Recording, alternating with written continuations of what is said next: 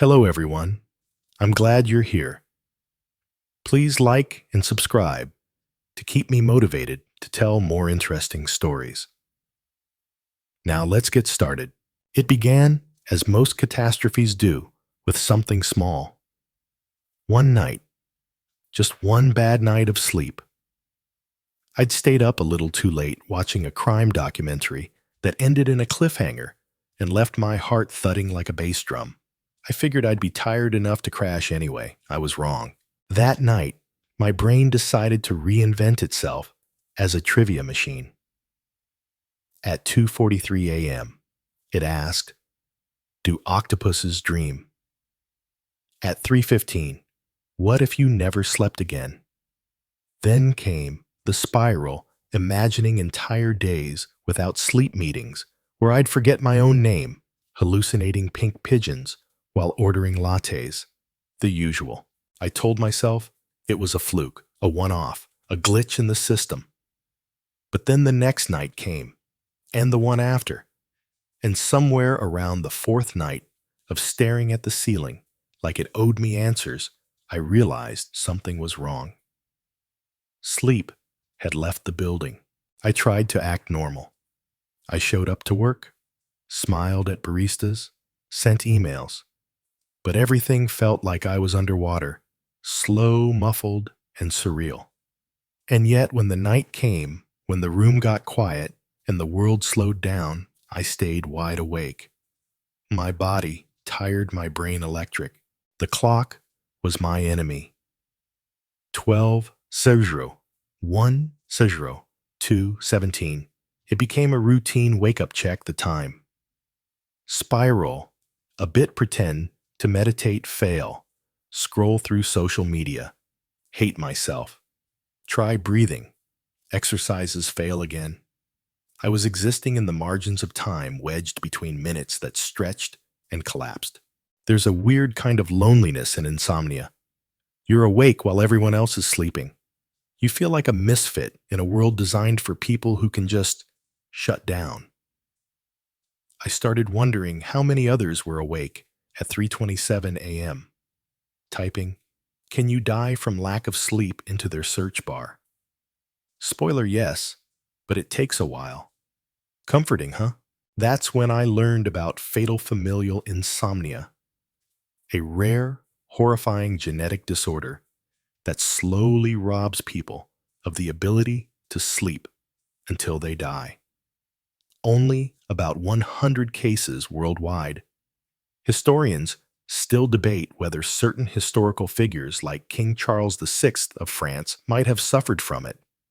He was known for bizarre behavior and sudden fits of insomnia before descending into full madness.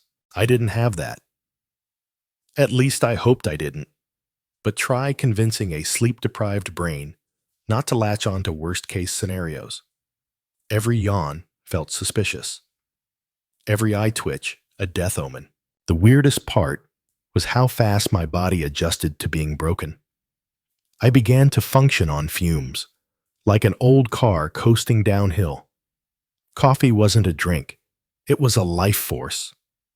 I started rating espresso shots like Yelp reviews. 1 was too weak. 2 was tolerable. 3 gave me enough power to blink steadily through meetings. And through all this, I kept lying to people. "Yeah, I'm sleeping fine," I'd say, while mentally counting how many nights it had been since I got more than 4 hours. It felt silly, embarrassing, like I'd lost control of something everyone else just did. One night, somewhere between the hours when TV goes quiet and birds start chirping, I noticed the shadows moving on the wall. Just headlights from a passing car, but it felt haunting. Like even the light was confused about what it was doing there. I laid still, eyes open, listening to my own heartbeat thud in my ears like it was tired too. And then the weirdest thing happened. I laughed. Just softly. Because the absurdity of it all, the rituals, the supplements, the sheer effort of trying to do something that's supposed to be automatic was just too much. Sleep, it turns out, is not something you can force. It's like a shy cat. The more you chase it, the more it hides under the bed. And every time I tried harder, I failed harder. Lavender spray. Nope. Soft music made me want to dance. Counting sheep. They started looking suspicious. People told me to just relax, which is like telling someone stuck in quicksand to just stand up. I nodded, smiled, and imagined stuffing those well-meaning suggestions into a pillow and screaming into it, politely. At some point, I stopped even trying to sleep. I just accepted the night as a kind of surreal waiting room. Sometimes I'd get up and walk laps around my apartment. Sometimes I'd sit at the window and count how many windows in other buildings were still lit. That became my little game. The insomniac census. And every once in a while, when I wasn't trying, sleep would sneak up on me. I'd wake up at 6 a.m., confused, disoriented, and thrilled like I'd just won a secret lottery. But those nights were rare. Mostly the night belonged to silent shadows and a brain that refused to clock out. There's an old theory that before electricity, people naturally slept in two chunks. First sleep and second sleep, with an hour or two of wakefulness in between. For reading, praying, or goat-herding historians still debate whether segmented sleep was healthier or just a side effect of candlelit boredom. Either way, I found some twisted comfort in the idea. Maybe my 3 a.m. wake-ups were just me being medieval, but still, it wore on me. The lines under my eyes deepened, my thoughts slowed, and the night became something I feared, because when the sun dipped and the world dimmed, I knew what was coming. Another battle, another silent war between body and brain. My brain, ladies and gentlemen, is an overachiever. It never wanted a break. And once insomnia dug in its claws, it turned my nights into its very own stand-up comedy club, with me as the unwilling audience. Around midnight, when normal people were slipping into REM sleep, my brain would perk up. Like, oh hey, now's a great time to review every awkward thing you've ever said since kindergarten. I once spent 2 full hours replaying a conversation from a gas station 5 years ago, convinced I'd mispronounced receipt and ruined someone's day. At 1:47 a.m., I'd suddenly remember a dentist appointment I'd forgotten to cancel. Then I'd spiral, imagining my dentist passive-aggressively sharpening tools while cursing my name. By 2:30, I'd decided to reorganize my entire closet mentally. And by 3:00, I was questioning whether I had accidentally chosen the wrong career friends and sock color. This wasn't just overthinking. This was Olympic-level nocturnal nonsense. One night, in a particularly weird moment, I found myself Googling whether squirrels ever suffer from insomnia. Answer: not really. Apparently, they follow the sun and sleep like champions. Jealousy doesn't even begin to cover it. But the worst part was the performance my mind put on nightly. It didn't just toss random thoughts at me. It built entire scenes. What if you got fired tomorrow? What if that stomach cramp is actually something fatal? What if you never sleep again and go feral and live in the woods? These thoughts weren't quiet whispers either. They were full-blown internal TED Talks. Sometimes they were narrated by my voice. Sometimes by Morgan Freeman's. Once I swear my inner monologue had a British accent. Why? No idea. But I almost offered it tea. This constant stream of unwanted, chaotic, and vividly narrated thinking made me dread bedtime. My bed, once a sanctuary, became a stage, and I was trapped in the front row of a one-person circus that only came alive after dark. In the 1800s, German philosopher Arthur Schopenhauer famously struggled with insomnia and wrote that nighttime was when the world's will became unbearable. Historians still debate whether his bleak philosophy stemmed from his sleep issues or whether his sleep issues stemmed from his bleak philosophy. Either way, I felt that deeply because nighttime had changed. It wasn't restful. It wasn't quiet. It was noisy, in the worst way mental noise that you couldn't turn off or mute or escape from. During the day, people admired me for being sharp and creative, but they didn't see what that looked like at 3 a.m. when my brain was debating whether I had misused a semicolon in an email and what that might mean for my legacy. I tried distractions, of course, podcasts, guided meditations, breathing techniques, but even those got hijacked. I'd be halfway through a calming sleep story, something about a shepherd walking through misty fields, and suddenly my brain would chime in with, what if the shepherd's actually a metaphor for your wasted potential? Thanks, brain. And then came the dreams, or the near dreams, that strange half-awake state where your thoughts are so bizarre, you question whether you're still conscious. I'd drift just far enough to hallucinate weird flashes, like a pink fish doing taxes, only to snap awake with a jolt of anxiety so strong I thought I was being chased. I learned that this state has a name: hypnagogia. It's that in-between phase where your mind starts slipping but doesn't quite let go. Artists like Salvador Dali used it to inspire surreal imagery. I just used it to question my sanity. Sometimes it felt like my brain had unionized. Oh, you want us to rest? Sorry, we're on strike. Here's a list of childhood embarrassments to review instead. My favorite odd fact I stumbled on during one of these nights: sharks don't sleep the way we do. Some species keep swimming while half their brain rests. It's called unihemispheric sleep. Imagine being able to shut down one hemisphere of your brain while the other stays alert. Honestly, I would have taken that in a heartbeat. At a certain point, I stopped fighting the chaos. If my brain wanted to rant, I let it. I gave it a notebook. I wrote down the weirdest, most nonsensical thoughts. One page literally said, "Remember to research why bananas sometimes taste like sadness." I still don't know what that meant, but it helped to unload. There was one night, though, that changed everything. I was lying in the dark, trying to mentally breathe out my thoughts, when a single image floated up a river. Calm, wide, slow. I imagined stepping into it, letting it carry me, and for a moment, just a flicker, I felt a release. No spiral, no punchline, just quiet. It lasted maybe 20 seconds, but it felt like a breakthrough. My brain hadn't given up the stage, but maybe, just maybe, it was learning to share it, and I clung to that. Because while I couldn't turn my thoughts off entirely, I could give them less power.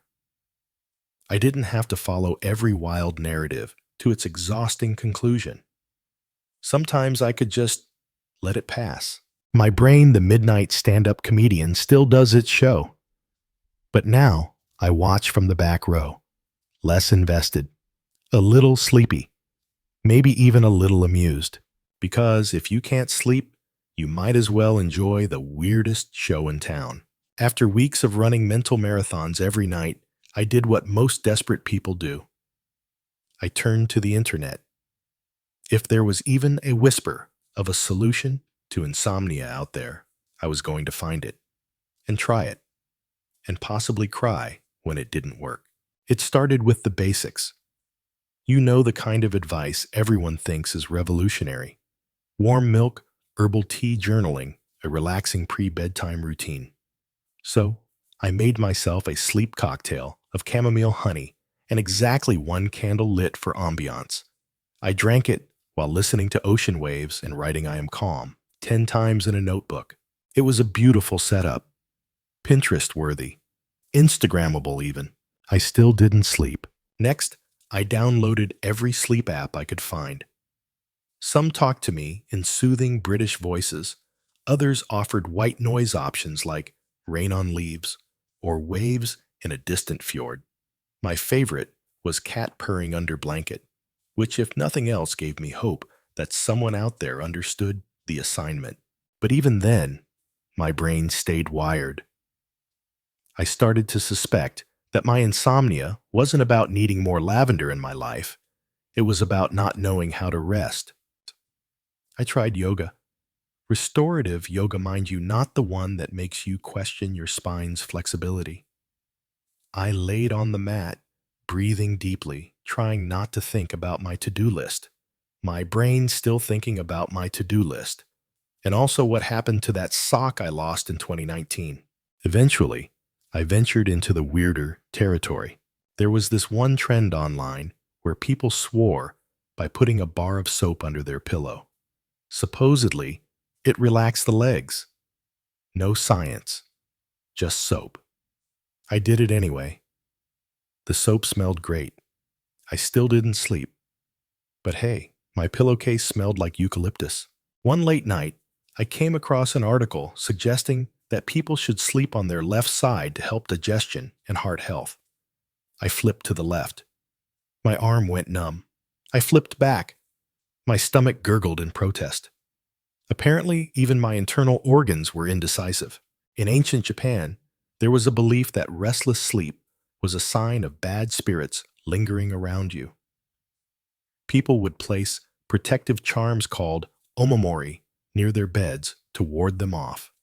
Historians still debate whether these charms were spiritual tools or just social placebo, but at 4 a.m., I would have tried summoning a Shinto priest if I thought it would help.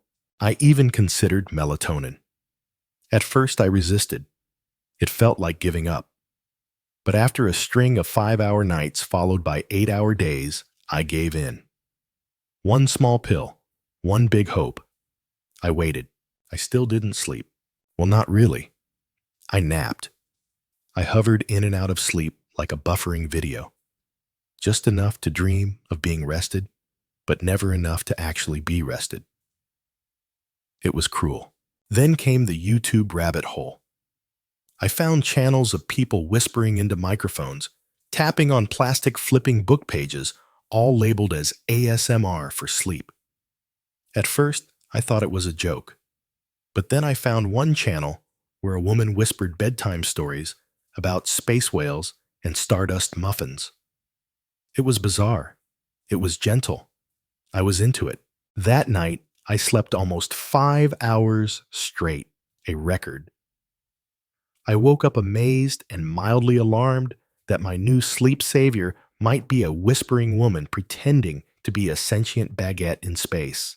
Another odd fact, Napoleon Bonaparte was known for taking power naps as short as 10 minutes. Some reports claim he could fall asleep instantly, even on horseback. Historians still debate whether this was military training, genetic luck, or sheer arrogance. Personally, I would have traded empires for the ability to nap like that. Of course not. Every night was a win. Some nights, I did everything right. No screens, no sugar, a warm bath. Light stretching a mug of sleepy time tea named something absurd, like unwind and dream, and still found myself wide awake at 2:12 a.m., debating if maybe I was just built different. Insomnia does this thing where it tricks you into thinking sleep is a prize you're unworthy of, like rest is something you have to earn.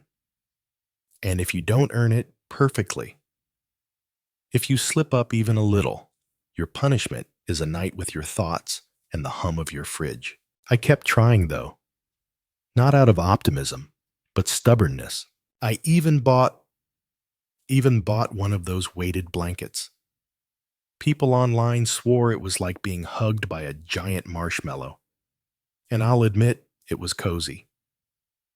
But under 10 pounds of faux fur pressure, I still lay there, like a very comforted insomniac. That's when I realized something big. It wasn't that I hadn't found the right trick. It was that I was treating sleep like a puzzle to be solved, not a natural process to return to. I was trying so hard, too hard. And sleep doesn't like pressure. The more I chased it, the more it ran. Like trying to catch a cat by yelling, "Here, kitty," you'll just scare it away. I stopped chasing it. I didn't give up. I just loosened my grip. I made bedtime quiet, not performative. I stopped checking the clock every 10 minutes. I let myself lie there without expectation. Sometimes I fell asleep. Sometimes I didn't. But the nights felt less like punishment and more like pause. Because in the end, sleep isn't a test to pass. It's a surrender. And sometimes letting go is the only way to find your way back. Somewhere between my third failed lavender pillow spray and my second near purchase of a 300 Smart Sleep headband, I realized I had fallen into a rabbit hole. But this time, it wasn't just products I had plunged headfirst into sleep history. It started with a random article titled, "The Great Sleep Rebellion." Catchy, a little dramatic. Exactly what my overtired brain was looking for at 3:11 a.m. Turns out, in 1849, industrial Britain saw its first organized pushback against factory schedules that disrupted natural sleep rhythms. Workers complained that the rigid early start times were destroying their rest and their minds. It wasn't just about hours, it was about health. Historians still debate whether the movement was about reclaiming physical rest or asserting basic human dignity. But one thing's for sure, sleep wasn't always something people had to fight for. And yet here I was in the 21st century, losing the same battle. That discovery cracked something open in me. I wanted to know more. I dove into books and online archives. Did you know Benjamin Franklin swore by waking up early, but also took long naps and wrote entire essays about the value of dozing? Thomas Edison, on the other hand, famously hated sleep, thought it was a waste of time. But guess what? He also napped constantly. Guy was basically a hypocritical insomniac with light bulbs. As I kept reading, I found that nearly every great figure in history had a complicated relationship with sleep. Nikola Tesla claimed he only needed 2 hours a night. Charles Dickens had to sleep facing north to feel rested. Leonardo da Vinci experimented with polyphasic sleep 20-minute naps every 4 hours. Spoiler: most people can't actually do that without turning into sentient zombies. Some nights, I'd lie in bed and imagine all of us insomniacs across time. Dickens staring at a candle, Tesla scribbling notes under lamplight, me scrolling Reddit in sweatpants. We were a weird, restless club of nighttime philosophers. The more I learned, the more I realized how cultural sleep was. Before electricity, most people slept in 2 chunks, a first sleep from sundown to midnight, then a period of wakefulness, then a second sleep until dawn. People used that midnight hour to read, pray, even visit neighbors. Like an ancient version of checking Instagram, that hour, now feared by insomniacs, was once totally normal. I tried leaning into that idea. Instead of panicking when I woke up in the middle of the night, I accepted it. "Oh, this is just my 17th century interlude," I whispered to myself, once lighting a candle for added drama. I read a few pages from a book. I drank some water. I didn't rush it. And weirdly, I fell back asleep. Eventually. It didn't always work, but the panic was softer, the desperation less sharp. Knowing that people before me had dealt with this same twilight restlessness made me feel less broken. Did you know that in ancient Egypt, there were gods specifically associated with sleep and dreams, like Bes, a dwarf god who protected against nightmares? People used to draw his image on their pillows. I considered it. Desperate times, you know, but here's where it got interesting. The more I learned about sleep's history, the more I saw how modern life had twisted it. We glorify hustle culture. We brag about running on 3 hours. We equate rest with laziness. Meanwhile, our ancestors napped in the middle of the day without guilt. Siestas weren't optional. They were sacred. I envied that. I wanted that. Not just the naps, but the permission. Instead, we get blue light screens and 24-hour productivity memes. We get reward points for burning out. And then we wonder why we lie awake at night, overstimulated and underrested. I looked around my apartment one night and thought, I've designed this space to keep me awake. Bright overhead lighting, a laptop glowing beside my bed, a phone buzzing like a mosquito every 10 minutes. No wonder my brain didn't know what to do. So I started changing things. I bought warm-toned light bulbs, moved my phone charger to the other side of the room, swapped Netflix binges for lo-fi playlists and actual books with pages.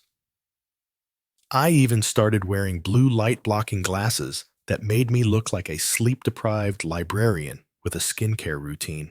Small shifts, nothing magical, but enough to tell my brain, hey, we're winding down now, not prepping for battle. And the craziest thing, it helped. Not every night, but often enough that I noticed. I realized that sleep isn't just a physical function, it's a relationship. And I had been treating it like an enemy, like something to be beaten or tricked. No wonder it ghosted me. Now, when I couldn't sleep, I didn't fight. I reflected. I watched the moon move through my window. I thought about those British workers in 1849, begging for the right to rest. I thought about Da Vinci, dozing off mid-sketch. I thought about the ancient Egyptians drawing protective dwarves on their pillowcases, and I reminded myself, this isn't failure. This is history. I am not broken. I am just awake for now. Somewhere along the timeline of not sleeping, I stopped tracking the days. I mean, what even is a Tuesday if you've barely been unconscious since Saturday mornings melted into afternoons? Nights stretched so long, they started bleeding into the next day before I'd even noticed. It was like time had loosened its grip on me. I began doing this thing where I wouldn't even look at the clock anymore. Not because I didn't care, because I cared too much. Checking the time became an emotional event. If it was 1:22 a.m., I felt hopeful. If it was 4:03 a.m., I felt doomed. Eventually, I decided I'd rather live in denial. Without time anchoring me, days became dreamlike. Not dreamy, just disjointed. I'd find myself staring into the fridge, forgetting what I was looking for. I'd write emails and reread them only to discover I'd typed words like attached sleep file instead of attached report. Sleep deprivation turned me into a poet of nonsense. And let's not even talk about caffeine. I built an entire belief system around coffee. My morning brew was a sacred ritual. My afternoon iced coffee was a coping mechanism. My evening decaf, a placebo. I knew it. My gut knew it. But I clung to the mug anyway because it made me feel normal. People asked if I was okay. I said yes. But really, I wasn't entirely sure. There's a term for it, microsleep. Tiny involuntary moments where your brain checks out for a few seconds, even if your eyes are open. It happened to me in the middle of a Zoom call once. I blinked, and for a moment, I wasn't there. I came back to someone asking if I had any thoughts on the proposal. I said yes, then stared at my notes like they were written in Elvish. In 1964, a high school student named Randy Gardner stayed awake for 11 days for a science fair project. By day 3, he was forgetful. By day 6, hallucinating. On day 11, he thought he was an NFL player. Historians still debate whether this was bravery madness or both, but he recovered, slept 14 hours straight, and was reportedly fine. I didn't want to test that record, but I was definitely on the same path. Without real rest, I felt like a ghost version of myself, a shell powered by snacks and sarcasm. The worst part, my emotions went rogue. I cried during a cereal commercial once. I got irrationally angry at my socks. And don't even get me started on how deeply I felt every single thing. I was like an open wound of feeling. There's this theory that sleep isn't just for rest, it's for emotional processing. Without it, your brain can't file things properly. So, you end up dragging all your stress and fear and sadness into the next day like heavy luggage. I had enough emotional baggage to get charged extra at the airport. One morning I looked in the mirror and didn't recognize myself. Not in the dramatic movie way, just something in the eyes. Dull, foggy, like someone had dimmed the brightness setting on my personality. I missed being awake in the good way, the kind where you feel present, alert, capable. I wasn't even asking for peak performance anymore. I just wanted to feel human. I tried working out, thought maybe exhausting my body would force sleep. It helped a little temporarily. But then my body would crash and my brain would still be sprinting marathons in the dark. The nights got quieter. Not in a peaceful sense, in an empty sense. I'd sit on the edge of my bed, scrolling mindlessly, not even absorbing what I was seeing. Or I'd pace my apartment room to room, not knowing what I was looking for. Maybe rest, maybe purpose, maybe a single, uninterrupted thought. And then came the weird sense of acceptance. After enough nights, the fear started to fade. I didn't stop hoping for sleep, but I stopped panicking about it. It's like my body realized, okay, we're not dying. This is just the new normal. Not ideal, but survivable. And in that weird little surrender, something shifted. Instead of resisting the night, I started observing it. I noticed how quiet the world became at 2:17 a.m. I noticed the tiny hum of the refrigerator, the way headlights curved around my walls, the pattern of the streetlight flickering outside my window.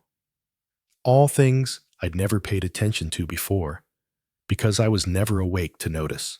There was a strange poetry in it, a rhythm, a kind of stillness I never saw during the day. One night, I sat on the floor with a blanket wrapped around me, sipping herbal tea that I didn't even believe in anymore, and I felt okay.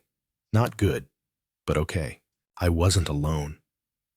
All over the world, I imagined people were lying awake too, feeling the same frustration, the same fatigue, the same hope.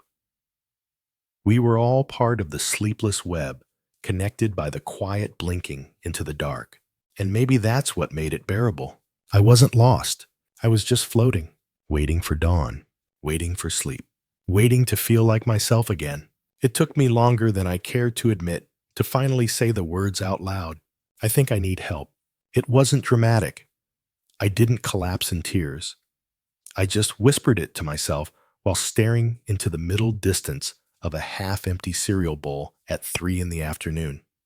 The cereal was soggy. I was soggy. Everything felt soggy. So I called my doctor. Well, technically, I made an online appointment because speaking to a receptionist while sleep-deprived felt like climbing Everest. A few clicks, a questionnaire, and I was scheduled to talk to a sleep specialist. Her voice was the first thing I noticed. Calm, measured, a little raspy, like she hadn't spoken in a few days, but somehow still sounded confident. She didn't sound like a doctor. She sounded like a bedtime story. If she'd offered to tuck me in through the screen, I might have cried. We talked. Or rather, she asked questions, and I rambled. About the sleepless nights, the racing thoughts, the failed chamomile interventions, and the time I seriously considered training my cat to press play on ASMR videos while I sobbed into my pillow. She nodded through all of it, calmly jotting notes. Then she said something I wasn't expecting. "You're not broken." That stopped me cold. She explained that insomnia wasn't just about sleep. It was about the relationship I'd built with sleep. One built on fear, pressure, frustration. Like dating someone you adore, but who ghosts you constantly. The more you chase, the more they disappear. That's when she introduced me to CBTI, cognitive behavioral therapy for insomnia. It's not some woo-woo pseudoscience. It's real, researched, respected. The Navy uses it. Astronauts use it. Insomniacs like me use it. And it doesn't rely on pills. Step 1. Sleep restriction. I laughed out loud when she said it. Wait, you want me to sleep less? Yes, she said gently. We limit your time in bed to rebuild your sleep pressure. Make your body want sleep again. It sounded ridiculous, but I was desperate, so I did it. For the first week, I was only allowed 5 hours in bed, midnight to 5 a.m. That was it. No lounging. No, just resting my eyes. If I couldn't sleep, I had to get up and sit somewhere else. No screens, no snacks, just me and a dim lamp, and the sound of me sighing into a cup of lukewarm tea. It was brutal, but also illuminating, because what happened during those hours was data. My brain slowly learned that the bed wasn't for worrying, overthinking, or spiral planning. It was for sleeping. Period. Step 2. Stimulus control. No TV in bed. No phones. No reading. Nothing but sleeping. If I wasn't sleepy, I got up. If I stayed in bed awake, I was reinforcing the idea that the bed was a battleground. And I'll admit, it felt weird. Like retraining a puppy. But it started working. I didn't fall asleep easily, not yet. But I feared bedtime less. And that fear had been half the battle. Step 3. Challenge my thoughts. CBT asks you to unpack the stories you tell yourself. For example, if I don't sleep tonight, I'll ruin everything tomorrow. Or I'll never sleep again. Sound familiar? I had to learn how to replace those with thoughts that were true. Like, even if I sleep badly, I've survived before. Or my body will sleep eventually, because it has to. It wasn't magic, but it was momentum. 1 week became 2, then 3. I still had rough nights, but now I had tools. I knew what to do. I had a plan, and having a plan was powerful. There was a moment, small but unforgettable. I had gone to bed around 12:30 as scheduled, and I didn't fall asleep immediately. I felt that old panic rising, but instead of feeding it, I breathed. I said, "It's okay to be awake," and somehow I drifted off. That moment felt like winning an Oscar. Or maybe just being handed a warm cookie after years of kale smoothies. Either way, it was good. I told my sleep specialist and she smiled. It's not about perfect sleep. It's about changing the relationship. I thought about all the things I'd done in the name of sleep drank, sleepy teas, rearranged furniture, whispered affirmations, wore socks made of bamboo fibers. And yet, it wasn't until I stopped fighting that things started to shift. We also talked about light, how exposing myself to morning sunlight helped reset my circadian rhythm. So I started taking short walks in the early light, half asleep eyes puffy, but out there, greeting the day before it got loud. We talked about routine too. Not just sleep hygiene, but actual rhythm. Wake at the same time. Sleep at the same time. Even on weekends. Which felt unfair, but I obeyed. And gradually, the tide turned. Did you know the word insomnia comes from Latin in, meaning not, and somnus, meaning sleep? Literally, no sleep. But what it doesn't capture is the emotional weight, the toll, the surreal loneliness of watching the world sleep while you wait for your brain to shut up. Historians still debate whether early insomnia was seen as a curse or a calling. Some ancient cultures believed sleeplessness was a sign of divine messages. Others just thought you needed more herbs and a stern talking to. Me, I just needed a whispery doctor and some good data. By the end of our last session, she asked how I felt. I paused, thought carefully, and said hopeful. It wasn't a cure. There is no cure. But there was a way through. A way to stop fearing the night and start meeting it with curiosity instead of dread. Because when you stop trying to force sleep, you start learning how to welcome it. And that changes everything. The night still comes same as always. The sky still slips into that dark, soft blue, and the world gets quiet. But now, I don't brace for impact. I don't flinch when the sun dips below the window. I don't count the hours I might lose before I even close my eyes. Now I float. It didn't happen overnight. Pun, not intended, but let's pretend it was clever. It was slow, subtle, like watching the tide change by staring at a single shell. But over time, the dread faded. The pressure dissolved, and sleep started showing up again. Not consistently, not perfectly, but gently. Like a friend returning after a long trip, knocking softly on the door, unsure if they're welcome. Some nights, it still doesn't come. But I've learned that sleeplessness doesn't have to be suffering. It can be stillness. It can be space. I don't wrestle with it anymore. I rest inside it. Sometimes I just lie there and listen. To the hum of the refrigerator, the faint whoosh of traffic, the sound of my own breath, slow, steady, like waves against a shore. And I think about all the nights I used to beg for sleep like it was a lifeline. I think about the pacing the spirals, the failed teas and whispered bedtime affirmations. I think about the jokes I made to survive it, and the way my mind turned into a circus at 3 a.m. There's a strange freedom in no longer fearing the night, in trusting that even if I don't sleep, I'll still rise. I'll still move through the day. I'll still be me. I light a candle sometimes now, not for ambiance, but for comfort. A signal, a reminder that night doesn't mean danger, that rest can exist even without sleep, that softness can live in the dark. I stopped measuring my worth by how many hours I got. I stopped grading myself on sleep efficiency. I let go of the app graphs and sleep scores because I realized I am not a machine.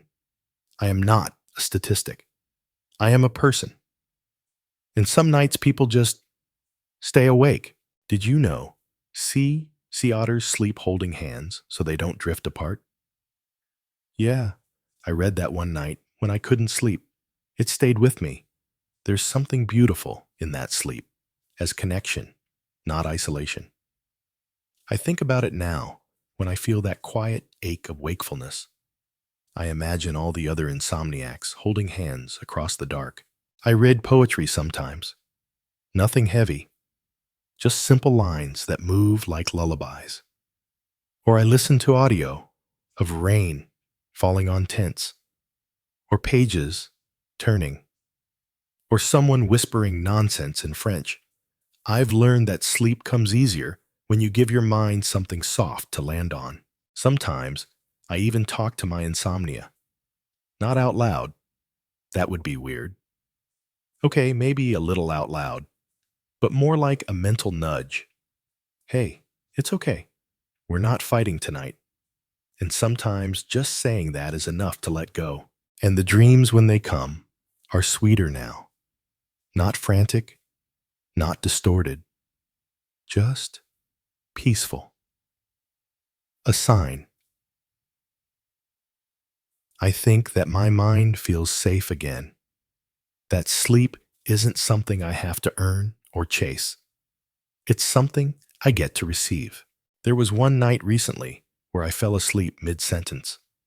No spiraling, no resistance. Just me, under a weighted blanket whispering a thought about pancakes, and then nothing. I woke up 8 hours later with sunlight on my face and the strangest sensation in my chest. Relief, joy, and something else, normalcy. That night didn't change everything, but it showed me what's possible. And it reminded me that healing isn't loud, it's quiet, it's soft, it's gradual. It's the difference between clenching and releasing, between holding your breath and letting it go. Now, when people ask how I'm sleeping, I don't lie. I don't oversell it either. I say, better, and that's enough, because I no longer dread the dark. I no longer flinch at the thought of bedtime. I've built a new relationship with the night, one built on trust, not terror. Some nights, I still float a while, but I don't sink. I drift, and eventually, gently, I rest. Word count 194. Wind down summary, 300 words. So now, as the story dims and your eyes grow heavy, I want you to take a slow breath with me. Inhale and exhale. There's no pressure, no goal, no deadline. Just this moment, just the quiet. Sleep is not a prize you win. It's not a performance. It doesn't care if you checked everything off your list or left the dishes in the sink. It doesn't require perfection, only presence. And if you find yourself awake tonight, staring at the ceiling, feeling that old wave of worry rise in your chest, remember, you are not alone. You are not broken. You are simply human. One of many floating gently through the dark. Let the quiet hold you. Let the darkness wrap around you like a soft blanket. Let go of the clock. Let go of the chase. You don't need to try so hard. You don't need to do anything at all. Maybe sleep will come. Maybe it won't. Either way, you are safe. You are still. And this moment, this stillness, is enough. So close your eyes when you're ready. Breathe a little slower. Soften your thoughts like feathers drifting to the ground. And trust, just trust that rest will find you.